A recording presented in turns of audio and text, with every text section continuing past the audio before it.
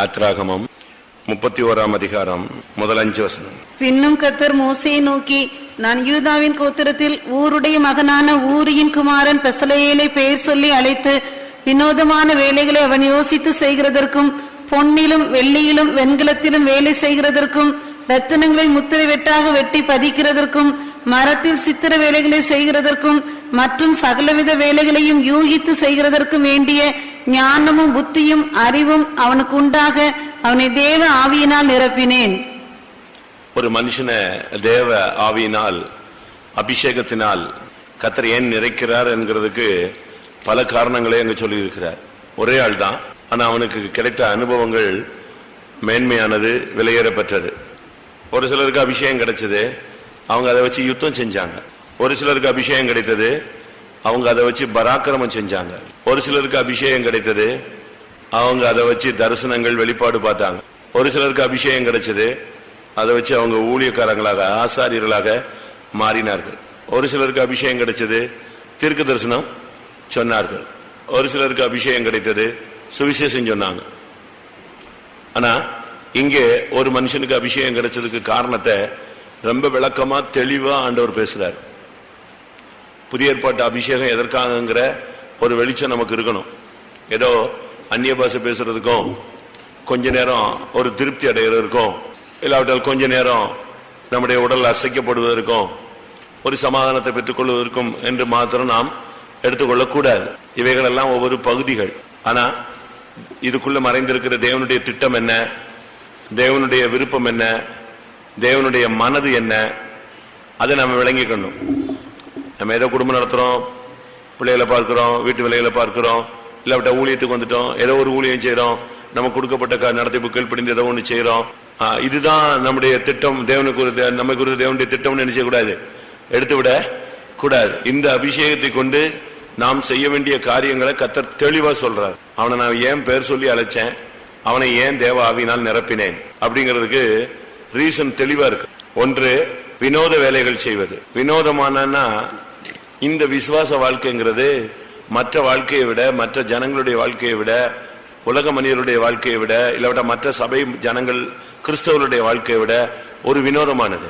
அவங்களுக்கு இது வித்தியாசமா இருக்கு, விகற்பமா இருக்கு, புரிந்து கொள்ள முடியாத ஒரு வாழ்க்கை. ஏன் இப்படித்தான் இருக்கணுமா, இப்படித்தான் செய்யணுமா, இப்படித்தான் பழகணுமா, இப்படித்தான் சபைக்கு போகணுமா, இப்படித்தானான்னு ஒரு கேள்வி கேட்கிறான் பாருங்க. இது ஒரு வினோதமானது. அவங்களுக்கு இது புரியாது. அதாவது பெந்தேகோஸ்தே கிறிஸ்தவர்களுக்கு கூட இது புரியாது. மற்ற இப்ப பெந்தேகோஸ்துன்னு சொல்லி ரொம்ப வந்துருச்சு, அதனால அவர்களுக்கு கூட இது புரியாது. ஏனென்றால் இது வினோதமான அடி வைக்கிற ஒரு வாழ்க்கை. நீதிமொழிகள் 30:29 பார்க்கலாம். வினோதமாய் அடி வைத்து நடக்கிறவைகள் 3 உண்டு, வினோத நடையுள்ளவைகள் 4 உண்டு. வினோதமாய் அடி வைத்து நடக்கிறவைகள் 3 உண்டு, வினோத நடை உள்ளவைகள் 4 உண்டு. அப்ப இதுல இருந்து உலகத்துல கூட வினோதமா நடக்கிற ஒரு கூட்டம் என்ன செய்யுது இருக்கு. அது ஒரு வித்தியாசமான ஒரு கூட்டம். அதை கண்டுபிடிக்க முடியாது. வினோதமானது, வித்தியாசமானது. ஒன்று சிங்கம், மற்றொன்று போர்க்குதிரை, மூணாவது வெள்ளாட்டுக்கடா, அடுத்து ராஜா, எதிர்க்கக்கூடாத ராஜா. இவங்கெல்லாம் வித்தியாசமானவர்கள், வினோதமானவர்கள். அப்ப நமக்கு வினோதம், இந்த விசுவாச வாழ்க்கை மற்றவங்களுக்கு புரியாது. இந்த தெய்வீக சுகம் மற்றவனுக்கு புரியாது. இந்த அன்னக ஊழியம் மற்றவனுக்கு என்ன செய்யாது, புரியாது. இந்த மெல்கிசேதேக்கின் பிரதிஷ்டை உள்ள ஊழியம் புரியாது. இதை புரிஞ்சுக்கிறதுக்கு ஒரு வரம் வேணும் அப்படின்னு இயேசு கிறிஸ்து பேசுகிறார். மத்தேயு 19:11. அதற்கு அவர் வரம் பெற்றவர்களே தவிர மற்றவர்கள் இந்த வசனத்தை ஏற்றுக்கொள்ள மாட்டார்கள். தாயின் வயிற்றிலிருந்து அன்னர்களாய் பிறந்தவர்களும் உண்டு, மனுஷர்களால் அன்னகர்கள் ஆக்கப்பட்டவர்களும் உண்டு, பரலோக ராஜ்யத்து நிமித்தம் தங்களை அன்னகர்களாக்கி கொண்டவர்களும் உண்டு. இதை ஏற்றுக்கொள்ள வல்லவன் ஏற்றுக்கொள்ள கடவன் என்றார். இதை ஏற்றுக்கொள்ள வல்லவன் யாரு? வரம் பெற்றவன் தான். இது ஒரு தன்மை, வினோத அடி, வினோதமாய் நடக்கிற தன்மை. இதுல பெசலேலுக்கு கர்த்தர் ஒரு கிருபை கொடுத்திருந்தார். அபிஷேகத்தினுடைய தன்மை என்னன்னா, ஃபர்ஸ்ட் வினோதமாய் நடப்பது, அதாவது வித்தியாசமாய், மற்றவங்களுக்கு ஏற்றுக்கொள்ள முடியாததை நம்ம ஏற்றுக்கொள்ள முடியும். இப்படி இருக்க முடியுமா, இப்படி வாழ முடியுமா, இப்படி முடியுமானா முடியும். விசுவாசிக்கிறவனுக்கு எல்லாம் கூடும். ஒன்று. இரண்டாவது, இந்த வேலைகள் எல்லாம் அவன் தனக்கு செய்யல, இது அவன் வீடு கட்டுறதுக்கும் அவன் பாத்ரூம் கட்டுறதுக்கும் அவன் பெட்ரூம் கட்டுறதுக்கும் செஞ்சதல்ல. என்ன வேலை இதெல்லாம்? யாருடைய வேலை? கர்த்தருடைய வேலை. அபிஷேகத்தினுடைய நோக்கம் ஒன்று வினோதமான ஒரு செயல், விசுவாச வாழ்க்கை, வினோதமான ஒரு விசுவாச வாழ்க்கை வாழ்வது. இரண்டாவது கர்த்தருடைய வேலையை செய்யணும். இன்னைக்கு காலையில் எழும்பி நீங்க உங்களுடைய காரியங்கள் எவ்வளவோ செஞ்சிருப்பீங்க. உங்களுடைய தனிப்பட்ட வாழ்க்கை, உங்களுடைய குடும்ப காரியங்கள், உங்களுடைய பிள்ளைகளுடைய காரியங்கள், ஃபியூச்சருக்கு நல்லது கெட்டது, வீடு வாசல் வேலை வண்டி என்னெல்லாமோ நீங்க பண்ணிருப்பீங்க. ஆனா அபிஷேகம் கர்த்தர் கொடுக்கிறது இந்த வேலைகள் எல்லாம் தெய்வத்தினுடைய வேலைக்காக. நமக்குள்ளே அபிஷேகம் கொடுக்கப்பட்டது நீங்கள் தேவனுடையவர்கள், நீங்கள் உங்களுடையவர்கள் அல்ல என்று அறியீர்களா? உங்களில் தங்கி இருக்கிற பரிசுத்தாவினுடைய ஆலயமா இருக்கிற நீங்கள் உங்களுடையவர்கள் அல்ல, ஏனென்றால் நீங்கள் எல்லாருமே கிரயத்துக்கு கொல்லப்பட்டவர்கள் அப்படின்னு தெளிவா இருக்கு. அதனால நம்முடைய அபிஷேகம் அபிஷேகம் பெற்றவன் கர்த்தருடைய வேலையை செய்யணும். தெய்வத்துக்காக நம்ம ஏதாவது ஒண்ணு செய்யணும். இன்னைக்கு நம்ம கர்த்தருக்காக என்ன செஞ்சிருப்போம்? யோசிச்சு பார்த்தா, கணக்கு போட்டு பார்த்தா, நமக்காக செஞ்சதும் தெய்வத்துக்காக செஞ்சதும் கணக்கு போட்டா பெர்சன்டேஜ் எவ்வளவோ டிஃபரெண்ட் இருக்கும். எவ்வளவோ வானத்துக்கும் பூமிக்கும் உள்ள தூரம்னு வச்சுக்கோங்களேன். இன்னைக்கு கர்த்தருக்காக ஏதாவது செஞ்சோமா? பைபிள் படிச்சேன். அது உனக்காக படிச்ச. கர்த்தருக்காக நீ என்ன பைபிள் படிக்கிறது? அவருக்கு காது கேட்காது, கண்ணு தெரியாது, பைபிள் படிக்க தெரியாது, உன்னைய வச்சு படிக்க சொன்னாராங்க. உனக்காக படிச்ச. டிரெஸ் உனக்காக, சாப்பாடு உனக்காக. கர்த்தருக்காக போய் ஒரு முழங்கால் போட்டு ஒரு 1.5 மணி நேரம் ஆத்துமாக்களுக்காக, சபைக்காக, ஊழியங்களுக்காக ஜெபிச்சீங்கன்னா அது யாருக்காக செஞ்சது? அது தெய்வத்துக்காக செஞ்சு. அபிஷேகத்தினுடைய நோக்கமே கர்த்தருக்காக நீ எதையாவது செய்யணும். கர்த்தருடைய வேலையை அசதியாய் செய்கிறவன் சபிக்கப்பட்டவன். இது ஆண்டவருடைய வேலை. நெகேமியாட்ட போய் ஒருத்தன் தடுக்கிறான், நீ அங்க வா இங்க வா, அதை செய் இதை செய்ன்னு சொல்றான். நெகேமியா சொல்றான், நான் அங்கங்க வர்றதுனால கர்த்தருடைய வேலை என்ன செஞ்சிடும்? மெனக்கிட்டு போயிடும், நான் வரமாட்டேன். அவன் சொல்றான், கர்த்தருடைய வேலையை மெனக்கிட்டு போவானேன், நான் வர முடியாது. நெகேமியா 6:3. அப்பொழுது நான் அவர்களிடத்திற்கு ஆட்களை அனுப்பி, நான் பெரிய வேலையை செய்கிறேன், நான் வரக்கூடாது, நான் அந்த வேலையை விட்டு உங்களிடத்திற்கு வருகிறதினால் அது மெனக்கிட்டு போவானேன் என்று சொல்ல சொன்னேன். பாத்தீங்களா?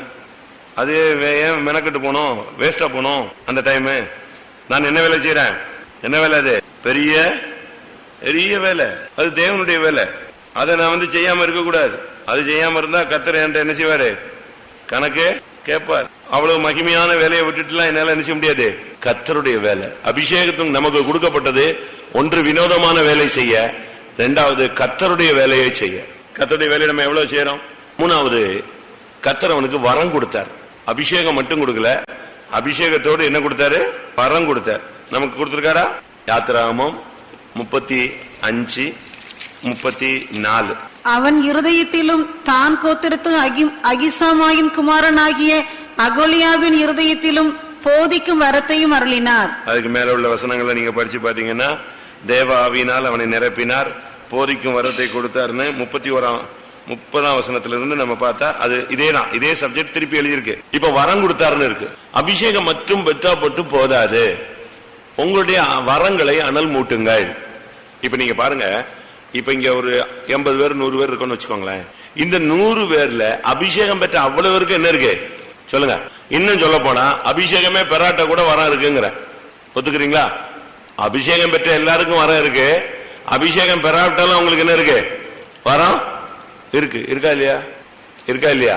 லூக்கா எழுதின சுவிசேஷத்துல அந்த 70 பேரும் சந்தோஷத்தோடு திரும்பி வந்து 10ஆம் அதிகாரத்துல, உம்முடைய நாமத்துல எங்களுக்கு பிசாசுகளும் என்ன செய்கிறது?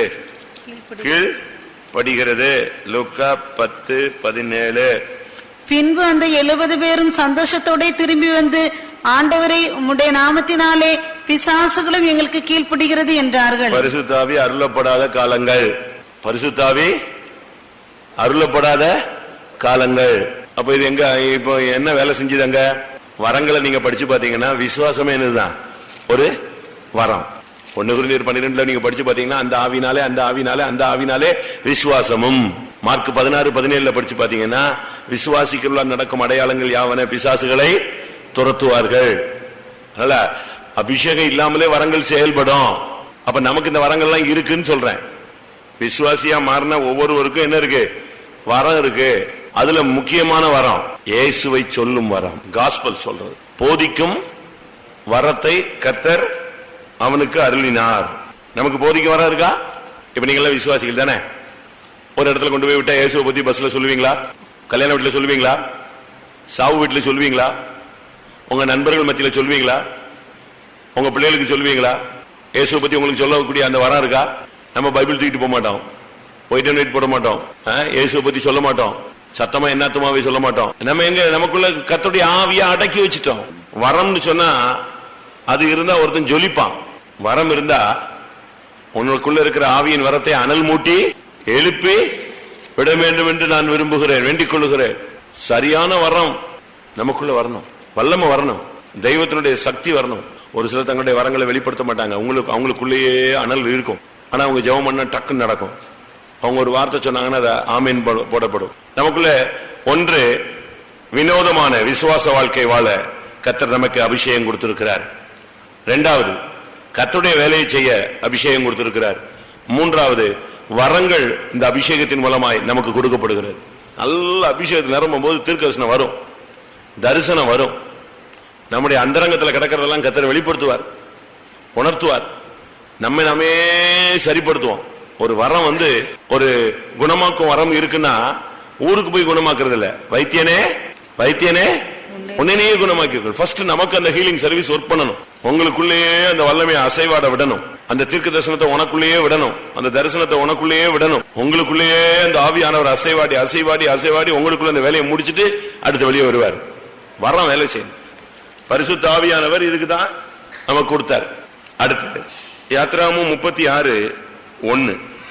அப்பொழுது பரிசுத்த ஸ்தலத்து திருப்பணிகளுக்கு அடுத்த சகல வேலைகளையும் கர்த்தர் கற்பித்தபடியெல்லாம் பெசலேயேலும் அகோலியாவும் செய்ய அறியும்படிக்கு கர்த்தரால் ஞானமும் புத்தியும் பெற்ற விவேக இருதயமுள்ள மற்ற அனைவரும் செய்ய தொடங்கினார்கள். பெசலேயேல் தான் இதுல ஃபர்ஸ்ட் வரான். அவனை தான் கர்த்தர் ஃபர்ஸ்ட் அபிஷேகம் பண்ணி கொண்டு வர. மற்றவங்க எல்லாம் சுத்தமா அவங்களோட கூட நின்று வேலை செஞ்சாங்களே தவிர மெயின் ஆள் யார் தான்? கர்த்தர் கற்பித்தபடி எல்லாம் செஞ்சு அபிஷேகம் பெற்ற பிறகு ஆவியானவர் உன்னை லீட் பண்ணுவார். அதுக்கு நம்ம எவ்வளவு கீழ்ப்படிறோம்னு நமக்கு தெரியாது. அபிஷேகம் பெற்ற பிறகு உங்க மனைவி நடத்தக்கூடாது, புருஷன் நடத்தக்கூடாது, உங்க பெற்றோர் நடத்துறது இல்ல. யார் நடத்தணும்?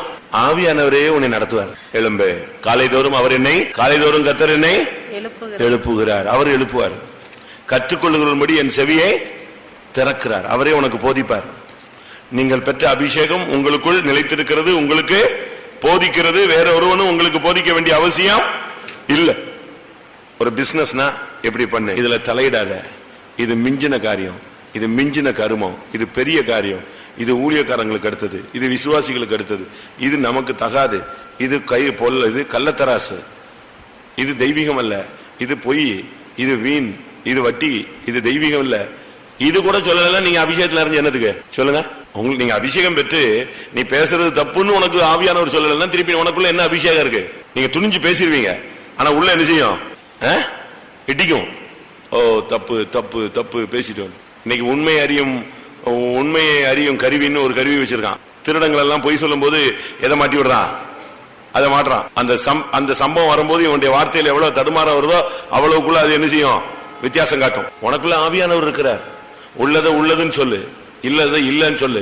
உனக்குள்ள பரிசுத்த ஆவி இருந்தா நீ இதை பேசாத, இது போகாத, இது நடக்காத, இதை விடு, இதை அதை சொல்லலன்னா திருப்பி என்ன அபிஷேகம் சொல்லுங்க? கர்த்தர் கற்பித்தபடி எல்லாம் செய்ய தொடங்கினார்கள். அபிஷேகம் இருந்தா கர்த்தர் கற்பிப்பார் உனக்கு கரெக்டா. அவர் ஒரு டீச்சர், அவரை மாதிரி ஒரு நல்ல போதகர் வர முடியாது. ஏசுட்ட போய் ஒருத்தன் சொல்றான் ரபி, ரபின்னு என்ன அர்த்தம்? நல்ல போதகரே, போய் உட்காரு, பாதத்துல உட்காரு. ஏசப்பா நான் இப்படி எல்லாம் பண்ணிட்டேன், இப்படி எல்லாம் நடந்துருச்சு, இப்படி எல்லாம் ஆயிருச்சு, என்ன நான் பண்ணணும்? இனி நான் என்னை தாழ்த்தணுமா, என்னை உயர்த்தணுமா, நான் பேசணுமா, பேசக்கூடாதா, போகலாமா, போகக்கூடாதா, தலையிடலாமா, தலையிடக்கூடாதா, இது தெய்வீகமா, இது பரிசுத்தமா, இது மாம்சீகமா, இது சபையை குழப்புதா, குடும்பத்தை குழப்புதா, ஊழியத்தை குழப்புதா, இது எனக்கு நியாய தீர்ப்பாயிருமா, என் சந்ததிய அழிவுக்கு காரணமாயிடுவனா? நான் திருச்சியில போகும்போது போன வாரம் சண்டே மார்னிங் சர்வீஸ்ல எனக்கு ஒர்ஷிப் டைம் கொடுத்தாங்க. திடீர்னு கர்த்தர் சொன்னார், இந்த திருச்சி ரட்சிக்கப்படாம இருக்கிறதுக்கு நான் தான் காரணம், என் குடும்பம் ரட்சிக்கப்படாததுக்கு நான் தான் காரணம், என் பிள்ளைங்க ரட்சிக்கப்படாததுக்கு நான் தான் காரணம், ஆவிக்குரிய ஜீவிதத்துல முன்னேறதுக்கு நான் தான் காரணம்னு அறிக்கையை சொல்லுன்னு நான் சொன்னேன். எல்லாரும் அறிக்கை செஞ்சாங்க. உன் குடும்பத்தின் ஆசீர்வாதத்துக்கு யாரு தான் காரணம்? தடை யாரு? மச்சானா மாமா? யாரு? நீ தான். இன்னைக்கு உன் பிள்ளைகள் ரட்சிக்கப்படல, உன் புருஷன் ரட்சிக்கப்படல, மனைவி ரட்சிக்கப்படலன்னா அதுக்கு காரணம் யாரு? நம்ம தான். இன்னைக்கு நாசரேத் ரட்சிக்கப்படலன்னா அதுக்கு காரணம் யாரு தான்? நம்ம தான். நம்ம படுத்துக்கிட்டு துப்பிக்கிட்டே இருக்கோம், மல்லாக்க படுத்துக்கிட்டே நெஞ்சுக்கிட்டே இருக்கோம், துப்பிக்கிட்டே இருக்கோம். எங்க வந்து விழுது? அது நம்ம மூஞ்சில தான் விழுந்துகிட்டே இருக்கு. நம்ம தான் ரட்சிப்புக்கு தடை. உன்னுடைய கற்புள்ள நடக்கையை பார்த்து அவர்கள் போதனையின்றி ஆதாயப்படுத்திக் கொள்ளப்படுவார்கள் வசனம் பொய்யா? நாம தான் சரிப்படணும். பெசலேயேல் கர்த்தர் கற்பித்தபடி எல்லாம் செய்தான். கற்பித்தபடி ஆண்டவர் என்ன சொல்றாரு அதை செய். மரியாள் போய் இயேசுட்ட கேட்கிறாங்க, அவங்களுக்கு திராட்சரசம் குறைவுபட்டு போயிட்டு. அவர் ஒரு ரைடு விட்டாரு, ஸ்திரீயே உனக்கும் எனக்கு என்ன, நீ போ. நான் அவன் யாரு, யார்கிட்ட வரணும்? கல்யாண வீட்டுக்காரன் என்கிட்ட வரணும், நீ வராத, நீ போன்ட்டாரு. ஆனாலும் அந்த அம்மா மெல்ல போய் வேலைக்காரங்களை கூப்பிட்டு என்ன சொல்லிட்டு போச்சு? அவர் என்ன சொல்லுகிறாரோ அவர் கற்பிக்கிறபடி செய்யுங்க. இப்ப எல்லாரும் கமெண்ட் ஃபுல்லா யாரை எதிர்பார்த்து நிக்கிறான்? இவர் என்ன சொல்லுவாரு? அதுதான் கர்த்தர் என்ன சொல்றாரோ அதை செய். வேற எதையாவது செஞ்சு மொத்த சந்ததியும் சாம்பலாயிர போகுது.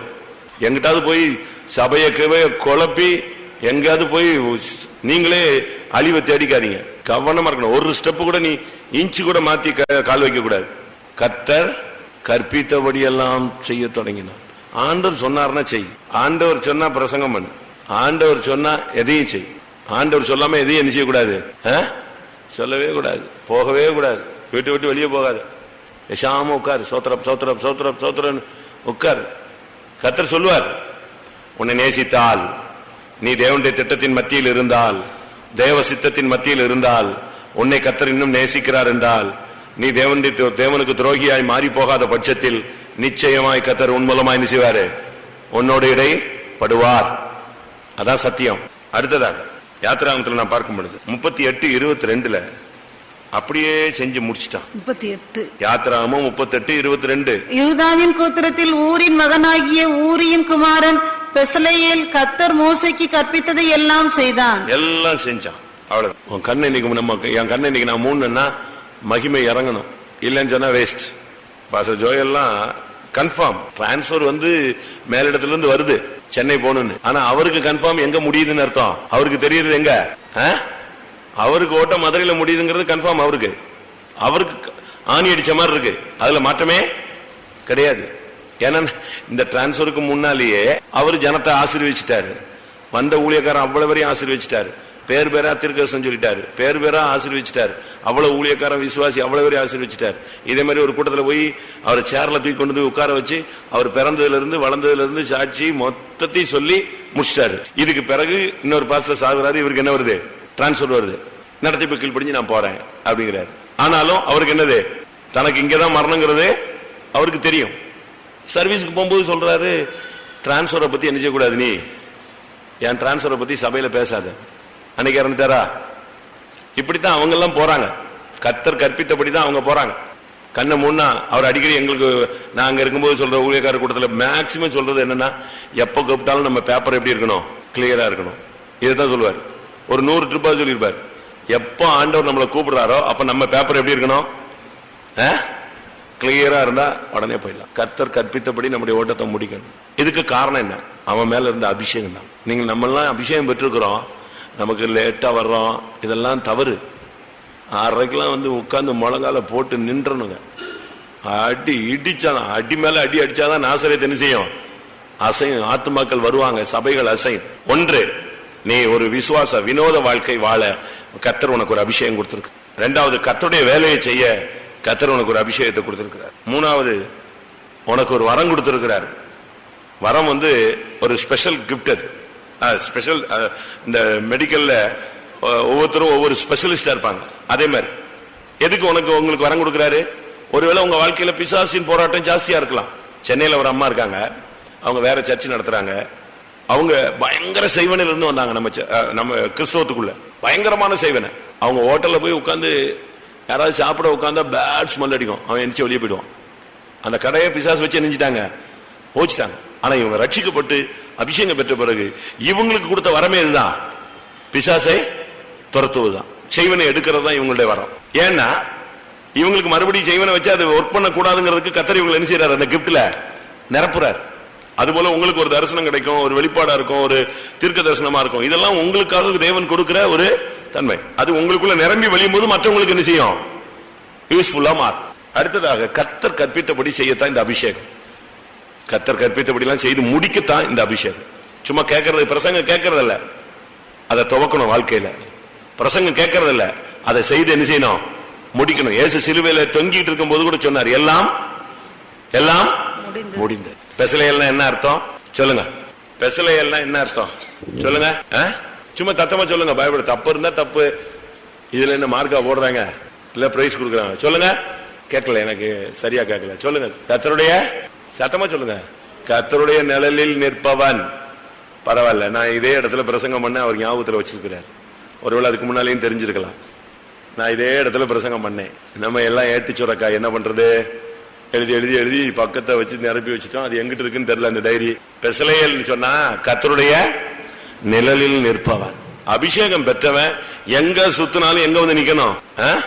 வாழ்க்கையில பிரச்சனைகள் உண்டு, வாழ்க்கையில வியாதி உண்டு, வாழ்க்கையில வறுமை உண்டு, வாழ்க்கையில நிந்தை உண்டு, வாழ்க்கையில அவமானம் உண்டு, வாழ்க்கையில வீண் பழிகள் உண்டு, வாழ்க்கையில ஒவ்வொரு வயசுலயும் ஒவ்வொரு விதமான போராட்டங்கள் உண்டு, வாழ்க்கையில ஊழியத்துல ஒவ்வொரு பாதைகள் உண்டு. ஒருத்தனுக்கு அழுகையின் பள்ளத்தாக்கா இருக்கும், ஒருவனுக்கு எலும்புகள் நிறைந்த பள்ளத்தாக்கா இருக்கும்.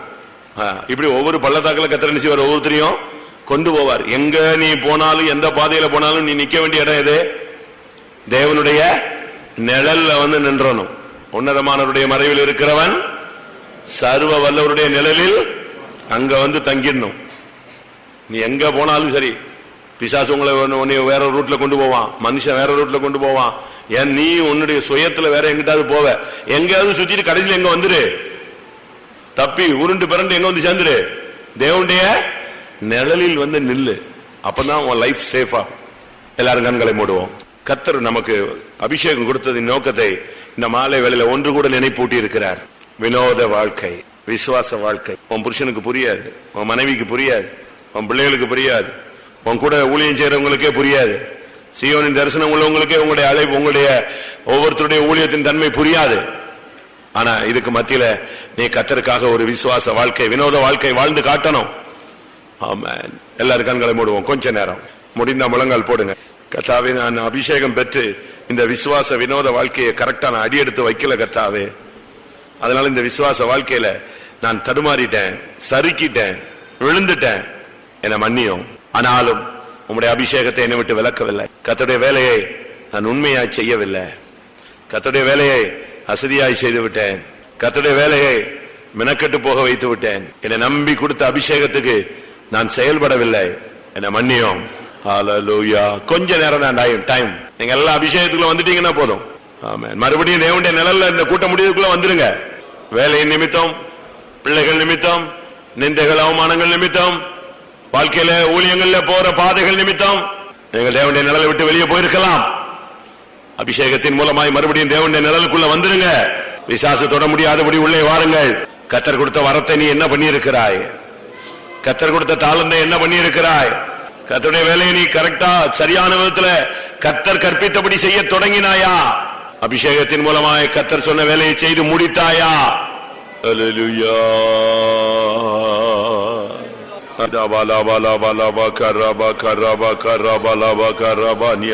கர்த்தருடைய அபிஷேகம் ஆளுகை செய்யட்டும்.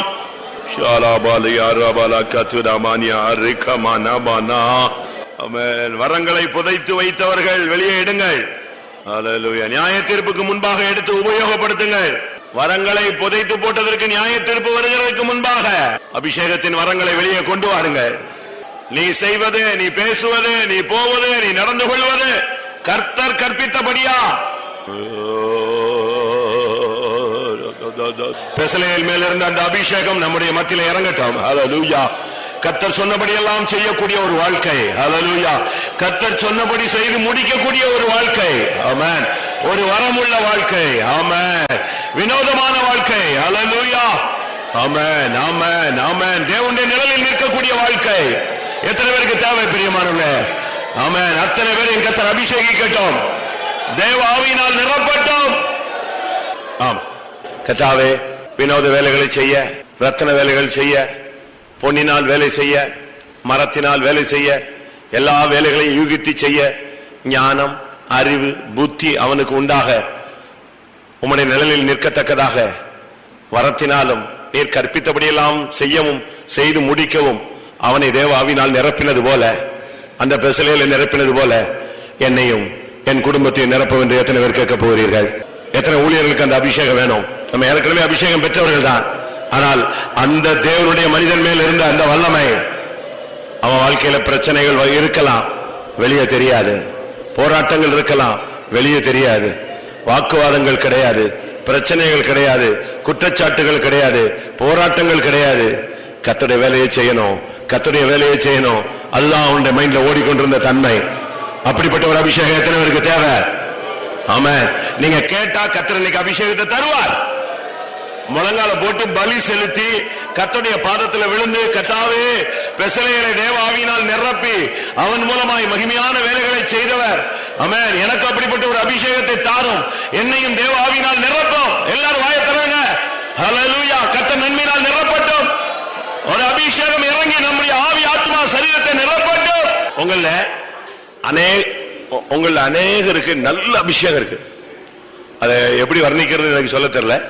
சரியான அபிஷேகம் இருக்கு. ஒரு சில பிரதர்ஸ் மேலையும் ஒரு சில சகோதரிகள் மேலையும் நல்ல அக்னி அபிஷேகம் இருக்கு. பட் நீங்க வாழ்க்கையில பல சுழற்சிகள்ல சிக்கி எதையோ நினைச்சு எதையோ யோசிச்சு அதையும் இதையும் குழப்பி உங்களுக்குள்ளேயே இருக்கிற அந்த அபிஷேகத்தை அவிச்சிட்டீங்க. ஆனா இன்னைக்கு கர்த்தர் உனக்கு ஒரு அபிஷேகம் தருவார். இந்த கூட்டம் முடியறதுக்குள்ள தேவனுடைய நிழலுக்குள்ள வந்துரு. அப்பதான் நீ வேடனுடைய கண்ணிக்கு தப்புவிப்பாய். ஆமா. இரவின் பயங்கரங்கள், பொல்லாப்புகள், சங்காரங்கள், அம்புகள், இவைகளுக்கெல்லாம் நீ தப்பணும்னா நீ எங்கேயோ முக்காடு போட்டுட்டு உட்காந்து தப்பி போயிடலாம் நினைக்காத. சரியான ஒரு அபிஷேகத்துக்குள்ள வந்தினா கர்த்தர் உன்னையும் உன் பிள்ளைகளையும் அப்படியே அந்த நிழலுக்குள்ள கொண்டு வந்துருவார். அவ்வளவுதான். பிசாசு தொட முடியாது, செய்வனை தொட முடியாது, மனக்குழப்பங்கள் தொட முடியாது, ஊழியத்துல எந்த வல்லமையும் உன் மேல கை போட முடியாது. ஆமென். கொஞ்ச நேரம் டைம் இருக்கு. இந்த டைம் நீங்க எத்தனை பேர் பயன்படுத்திக் கொள்றீங்கன்னு தெரியல பிரியமானவர்களே. சும்மாவே உட்கார்ந்துட்டு எந்திரிச்சு போலாம். அது பிசாசு உன்னை நல்லா ஆபரேட் பண்றான்னு அர்த்தம். ஆவியானவர் ஆபரேட் பண்ணார்னா நீ எதையும் யோசிக்க மாட்ட, தோத்திரம் பண்ணிடுவ, எதையும் பத்தி கவலைப்பட மாட்ட. ஒன்றுக்கும் கவலைப்படாமல் எல்லாவற்றையும் ஸ்தோத்திரத்தோடு கூடிய ஜெபத்தோடு தெரியப்படுத்திட்டு அபிஷேகத்துக்கு இடம் கொடு. ஹல்லேலூயா. கர்த்தருடைய நிழலுக்குள்ள நீ ஓடி வந்து விடு. ஆமென். மறுபடியும் தேவ சந்நிதியில நின்னு சொல்றேன், தயவு செய்து இந்த கூட்டத்தில் வந்திருக்கிற எல்லாரும் நீங்கள் தேவனுடைய நிழலுக்குள்ள வந்துருங்க. எதையாவது நினைச்சிட்டு டைமை வேஸ்ட் பண்ணிட்டு தேவனுடைய நிழலுக்குள்ள வராம நீங்க வெளியே போயிடாதீங்க. கூட்டம் முடிய போது நீ தேவனுடைய நிழல்ல வந்தீன்னா அம்புகள் உன்மேல் பாயாது. வேடனுடைய கண்ணிக்கு நீ தப்புவிக்கப்படுவாய். சங்கார வல்லமைகளுக்கு நீ தப்புவிக்கப்படுவாய். அதுக்குத்தான் கர்த்தர் ஒரு அபிஷேகம் கொடுத்து உன்னோடு போராடி கொண்டிருக்கிறார். நல்ல அபிஷேகத்துக்கு இடம் கொடு. வேற அந்நிய சிந்தை வேண்டாம். சரியான அபிஷேகம் உன்னை தேவனுடைய நிழலுக்குள்ள தூக்கி கொண்டு வரட்டும். ஆமென். அன்றைக்கு லோத்தின் கரத்தையும் லோத்தின் மனைவியின் கரத்தையும் லோத்தின் பிள்ளைகளுடைய கரங்களையும் பற்றி கொண்ட அந்த வல்லமை உன்னையும் பெரிய அழிவிலிருந்து தப்புவித்து தன்னுடைய நிழலில் கொண்டு வரும்படியாக இந்த மாலை வேளையிலே போராடி கொண்டிருக்கிறது. கர்த்தர் உன்னை நேசிக்கிறார், உன் பிள்ளைகளை நேசிக்கிறார், உன் சந்ததியை நேசிக்கிறார். உன்னை உன் குடும்பத்தையும் தப்புவித்து தன்னுடைய நிழலுக்குள் மறைக்க விரும்புகிறார். எத்தனை பேர் ஒப்பு கொடுத்த அந்த அபிஷேகத்தை பெற்றிருக்கிறீர்கள்? அப்படியானால் நீங்கள் பாக்கியவான்கள். ஆமென். கர்த்தருடைய நிழலில் ஒரு மனிதன் தங்குவது எவ்வளவு பெரிய ஸ்லாக்கியம். கர்த்தர் அபிஷேகத்தினால் இந்த பெரிய சுதந்திரத்தை தேவன் நமக்கு தந்திருக்கிறார். எத்தனை பேர் அதை பெற்றுக் கொண்டீர்கள்? ஹல்லேலூயா, ஹல்லேலூயா.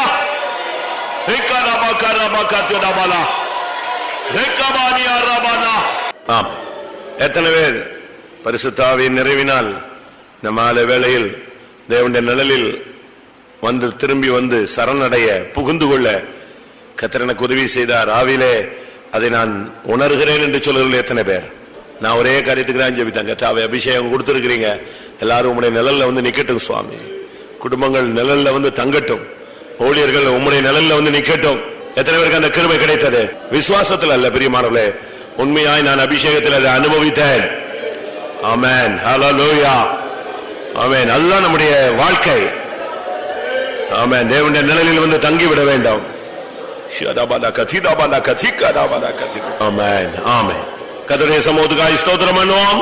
ஒன்று கூட தேவன் தம்முடைய ஆவியினால் நம்மை நிரப்பினதின் நோக்கத்தை நமக்கு வெளிப்படுத்தி கொடுத்தபடினால ஸ்தோத்திரம் பண்ணுவோம். Praise the Lord, praise the Lord, praise the Lord, praise the Lord, praise the Lord. கர்த்தருக்காக ஒரு வினோதமான விசுவாச தெய்வீக வாழ்க்கை வாழும்படியாக நமக்கு அபிஷேகம் கொடுக்கப்பட்டது. கர்த்தருடைய வேலையை செய்யும்படியாக அபிஷேகம் கொடுக்கப்பட்டது. வரங்கள் மூலமாய் கர்த்தருடைய சேவையை செய்யும்படியாக கொடுக்கப்பட்டது. கர்த்தர் கற்பித்தபடி நாம் வாழும்படியாக நமக்கு கர்த்தருடைய ஆவியை கொடுத்தார். இப்படி பல விதங்களில் நமக்கு அபிஷேகம் கொடுத்தது நோக்கத்தை அவர் வெளிப்படுத்தி கொடுத்தபடினால ஸ்தோத்திரம் பண்ணுவோம். எப்படி ஆயினும் இந்த நாட்கள்ல கர்த்தருடைய நிழல்ல தங்கி எல்லா தீங்குகளுக்கு விலக்கி பாதுகாக்கப்பட்டு இயேசு வரும்பொழுது அவரை சந்திக்க உதவி செய்ய முடியாது. ஸ்தோத்திரம் பண்ணுவோம். பிதா குமாரன் பரிசுத்த ஆவியானவருக்காய் ஸ்தோத்திரம் பண்ணுவோம். எல்லா மகிமையும் அவருக்கே செலுத்தி ஸ்தோத்திரம் பண்ணுவோம். ஜெபம்.